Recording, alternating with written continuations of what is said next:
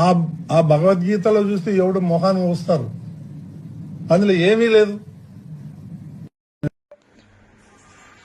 MLA ఆదిమూలం మీద ఒక మహిళతో అసభ్యంగా ప్రవర్తిస్తున్నటువంటి వీడియోలు దొరికిన సందర్భంగా తెలుగుదేశం పార్టీ వెంటనే కోర్ కమిటీగా ఏర్పడి చంద్రబాబు నాయుడు గారు తీసుకున్న నిర్ణయం మేరకు ఆదిమూలంని సస్పెండ్ చేయడం జరిగింది పార్టీ నుంచి.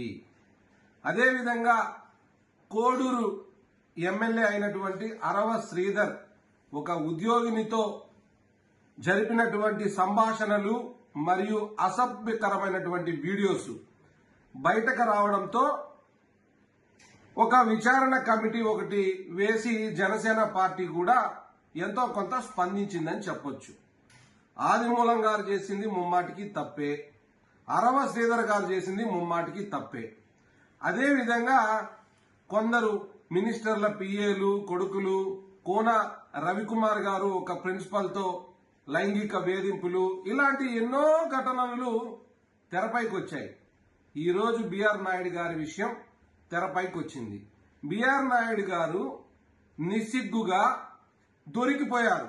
ఒక మహిళతో తను చేస్తున్నటువంటి వికృత చేష్టలు వీడియో రూపంలో బయటకు రావడంతో ఒక టీటీడీ చైర్మన్ గా గౌరవప్రదమైనటువంటి పదవిలో ఉన్నటువంటి వ్యక్తి గౌరవంగా మసులుకోవాల్సిన సందర్భం ఉంటే ఆయన ఆ పదవికి మర్యాదను పోగొట్టే విధంగా బిహేవ్ చేసినటువంటి వీడియోలు మనం చూసాం.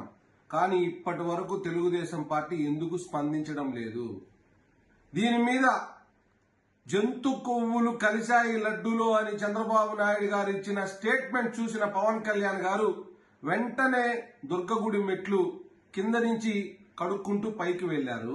మరి ఈరోజు పరమ పవిత్రమైనటువంటి తిరుమల క్షేత్రానికి ట్రస్ట్ బోర్డు చైర్మన్ గా ఉన్నటువంటి వ్యక్తి ఎంత పాడు పని చేశాడో అందరూ ప్రపంచం చూశారు. మరి దీని మీద పవన్ కళ్యాణ్ గారు ఎందుకు స్పందించడం లేదు? ఈ రోజు తిరుమల మెట్లు కడగడానికి ఆయన ఎందుకు రావడం లేదు అని మేము ప్రశ్నిస్తున్నాం. ఇంకొక విషయం ఏంటంటే, బిఆర్ నాయుడు గారు నిన్న ప్రెస్ మీట్ పెట్టి భగవద్గీత గురించి మాట్లాడడం జరిగింది. భూమన కరుణాకర్ రెడ్డి గారు భగవద్గీతని అన్ని భాషల్లో ప్రింట్ చేశారు. అది 1 కోటి కాపీల వరకు కూడా ప్రింట్ చేశారు. దాంట్లో ఇంకా 50 లక్షల కాపీలు అలాగే ఉన్నాయి. దానికి 50 కోట్ల రూపాయలు ఖర్చు అయ్యాయి. ఇది ఒక స్కామ్ లాగా జరిగింది. ఆ స్కామ్ కు ఆద్యుడు భూమన అభినయ్ రెడ్డి ఆరోపించడం జరిగింది. మన హిందూ మతంలోని చాలా మంది మతం మార్పిడులకు పాల్పడుతుంటే ఆ మతం మార్పిడులను అడ్డుకోవడం కోసం విద్యార్థి దశలోనే ఆ విద్యార్థి ఈ యొక్క భగవద్గీతని పఠించడం ద్వారా హిందూ ధార్మిక లక్షణాలన్నీ కూడా తనకి రావడం ద్వారా, హిందూ సంప్రదాయాలను తనకు రావడం ద్వారా, మన మతం యొక్క గొప్పతనం తనకు తెలియడం ద్వారా మత మార్పుడుల జోలికి వెళ్లకుండా ఉంటాడు అని ఉద్దేశంతో విద్యార్థి దశలోనే భగవద్గీత ఇవ్వాలని ఆనాటి trust board chairman Karunakar Reddy గారు నిర్ణయించారు. మంచి వ్యవహారం. దాంట్లో భగవద్గీతలో దాన్ని ఓపెన్ చేసి చూస్తే దాంట్లో ఏమీ లేదంట. అంటే భగవద్గీతలో గీత సారాంశం మన హిందువులకి పరమ పవిత్రమైన గ్రంథంగా భావిస్తాము. అటువంటి భగవద్గీతలో ఏమీ లేదు అన్న పదం వాడారంటే మీకు భగవద్గీత మీద కూడా భక్తి లేదా? భగవద్గీత అంటే మీకు రెస్పెక్ట్ లేదా?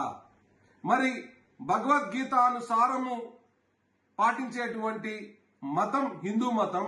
ఆ మతం యొక్క ఔన్నత్యాన్ని మరింతగా పెంచింది తిరుమల దివ్యక్షేత్రం. కలియుగ ప్రత్యక్ష దైవం వెంకటేశ్వర స్వామి కొలువై ఉండడంతో మరి అటువంటి సంస్థకి ఈరోజు మీరు చైర్మన్ గా ఉండి భగవద్గీత గురించి కూడా మీరు చాలా కేవలంగా మాట్లాడడాన్ని ఏ విధంగా అర్థం చేసుకోవాలి? మీరు సమాధానం చెప్పాలి బిఆర్ నాయుడు గారు. ఎందుకంటే మీరు దొరికిపోయి దొంగగా పట్టుబడి ఈ రోజు దాని నుంచి డైవర్ట్ చేయడం కోసం భూమన కరుణాకర్ రెడ్డి గారి తనయుడు అభినయ్ రెడ్డి గారి పేరు తీసుకురావడం ద్వారా అభినయ్ రెడ్డి గారిని ఏమైనా ఇబ్బంది పెడతారేమోనన్న ఉద్దేశంతో కరుణాకర్ రెడ్డి గారు తగ్గిపోతారేమోనని మీరు మైండ్ గేమ్ ఆడుతున్నారు. కరుణాకర్ రెడ్డి గారి అంశ భూమన అభినయ్ రెడ్డి గారు. భయం అన్నది వాళ్ళ రక్త బిందువుల్లో ఉండదు. అటువంటి వ్యక్తులతో మీరు ఆడుకుంటున్నారనేటువంటి విషయాన్ని మీరు గుర్తెరగాలి. అంతే తప్ప అసలు టీటీడీకి ఏమాత్రం సంబంధం లేనటువంటి వ్యక్తి భూమన అభినయ్ రెడ్డి గారు, ఆయన పేరును మీరు ఎలా వాడతారు?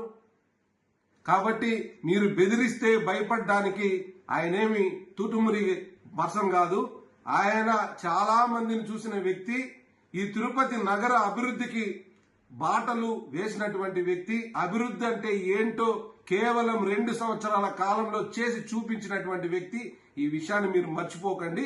మీరు బెదిరించే బుడ్డ బెదిరింపులకు ఎవరు భయపడరు అనేటువంటి విషయాన్ని మీరు గుర్తెరగండి.